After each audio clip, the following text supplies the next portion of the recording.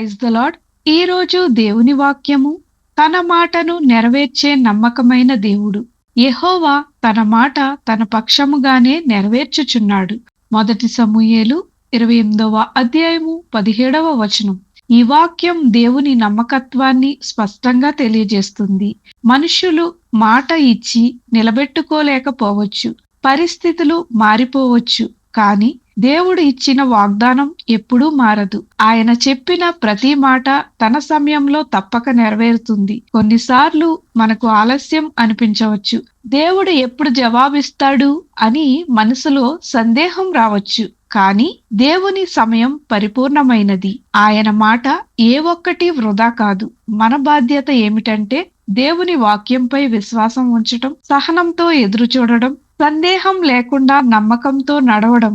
దేవుడు వాగ్దానం చేసినది ఖచ్చితంగా జరుగుతుంది. ఆయన మాట మన జీవితానికి పునాది. ప్రార్థన. ప్రభువైన యేసు, కొన్నిసార్లు మేము సందేహపడుతున్నప్పుడు మా విశ్వాసాన్ని బలపరచుము. నీ సమయములలో నీ వాగ్దానాలు నెరవేరుతాయని మాకు నిరీక్షణను ఇవ్వమని యేసు నామంలో ప్రార్థించుచున్నాము. ఆమేన్.